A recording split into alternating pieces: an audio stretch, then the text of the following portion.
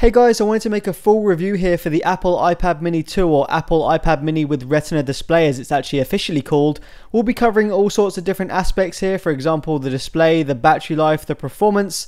Hope you guys enjoy it. Here we go. So starting off with the look and feel, the front of the device looks identical to the original iPad mini. You've still got your front facing camera at the top centered, and you've still got your physical home button at the bottom of the device again centered. On the left side there is nothing there at all, no buttons, it is completely smooth edged, kind of rounded as well. On the top you've got a headphone jack on the left, a noise cancelling microphone in the middle, and your power button on the right. On the right side you've got a silent switch which you can tap and make the device completely silent, and below that you have your volume rockers. On the bottom of the device you can see the stereo speakers, and in the centre of that you've got your lightning connector. Checking out the back of the device, you can see the big shiny Apple logo. In the top left hand corner you have the 5 megapixel iSight camera, and at the top in the middle you can see that little slit, it's another microphone.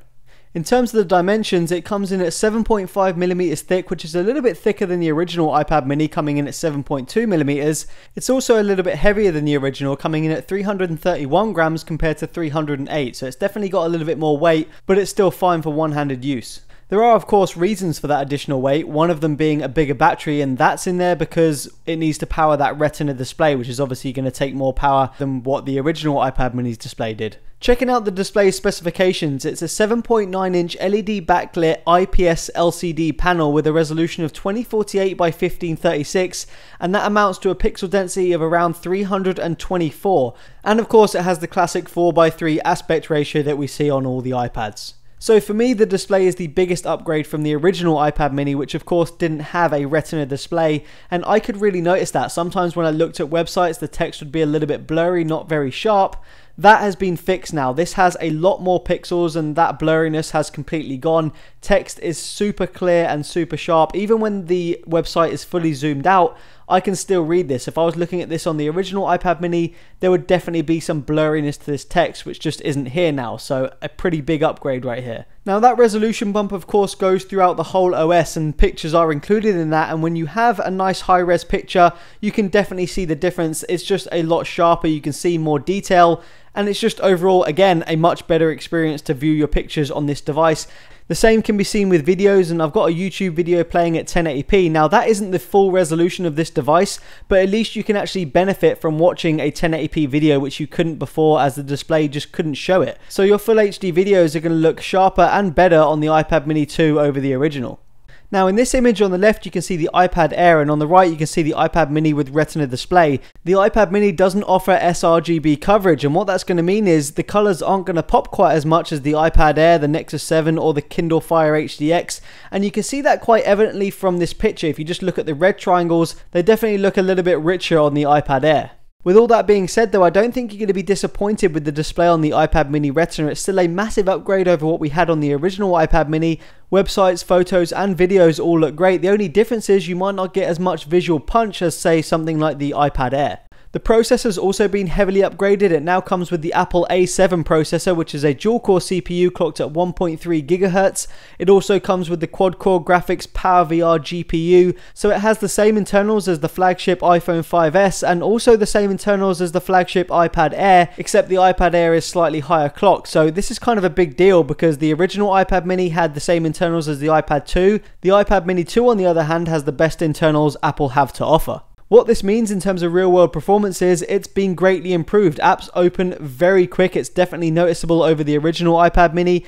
Everything's also quite a bit smoother as well. I'm opening these apps from a fresh start and you can just see how quickly they're opening. The most noticeable improvement I saw was definitely in the game loading speed. It's just crazy fast on the iPad mini 2. Other devices take around 30 plus seconds to load this game. The iPad mini 2 took only 9, so a massive improvement in game loading speed here. Gaming performance as a whole has been improved big time over the original iPad mini. It can play the latest games on full effects and still keep a consistently high frame rate. It really is smooth while playing it.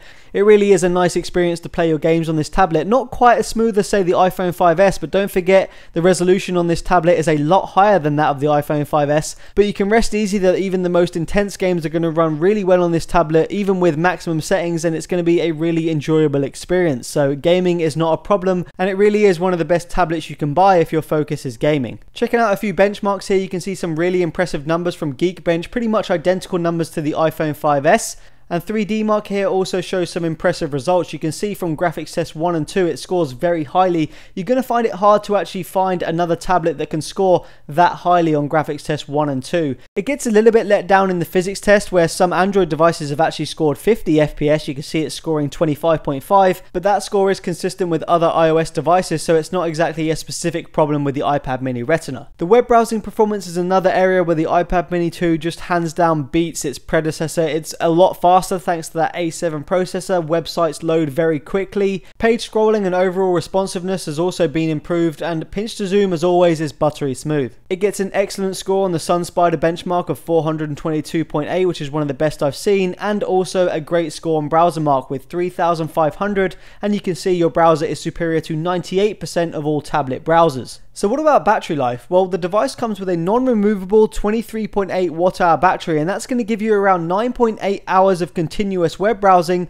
or around 13.6 hours of continuous video playback. So you're going to get pretty good battery life from the iPad mini Retina, especially in video playback. It's pretty much at the top of the list of any tablet in terms of video playback battery life. Now, thanks to that top-end hardware that Apple have included, this device is not cheap. The base model, which is Wi-Fi and 16GB, comes in at £319. The 32GB Wi-Fi model comes in at £399, and it goes all the way up to 128GB, which is £559. Now, if you want a Wi-Fi and cellular model, that's going to cost you £419 for the 16GB, and £659 for the 128GB. So you can see that it's quite pricey and quite a bit more expensive than some of the alternatives, for example the Kindle Fire HDX and the Nexus 7 2013. So yeah, that's my full review guys. Let me know what you think of it. Peace out.